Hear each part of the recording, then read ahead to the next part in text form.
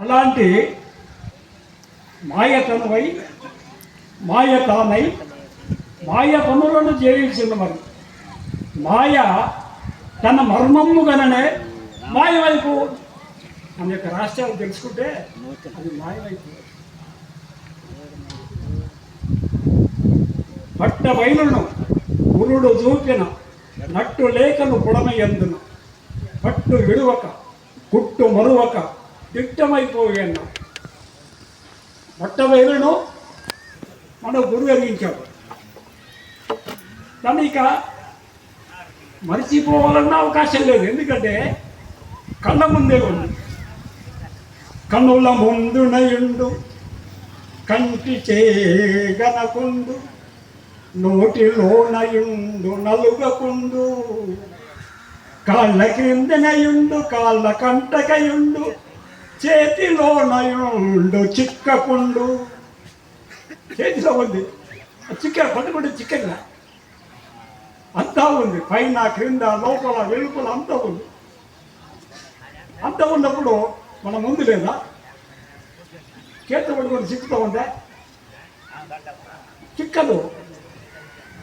సత్యమిది ఎనుచు తెలిపెను సద్గురుండు వెంకటార్యుల కరుణ చేయెల్లనుండు అమల నందుల కరుణ చే అంతటుండు. అమలనందులు అంటే మా గురువు. ఆయన కరుణ కలిగితే అంతటా ఉంది. అది ఆయన కరుణ కలగకపోతే ఆ దైవ రహస్యం మన గోచరం కాదు, అందుకోలేము. ఇక జన్మరహితం కాదు, జన్మకు వస్తూ పోతూ ఉండవలసింది. జన్మకు వస్తూ పోతూ ఉండవలసిందే ఎవరైనా సరే. అలాంటి అద్భుతమైనటువంటి బోధ అచల బోధ. ఏ బాధ లేదు, బాధేమీ లేని బోధిది సూది మనవోపసందు లేఖనయుండు గాథలు బాధలు లేనిది గమనించుము అచల బోధ కణరామయ్యా. ఇది నిల్పిన ఘనుడే గురుడయ్యా.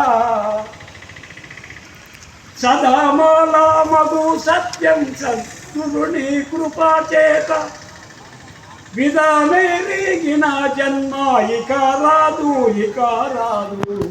గణరామయ్యా.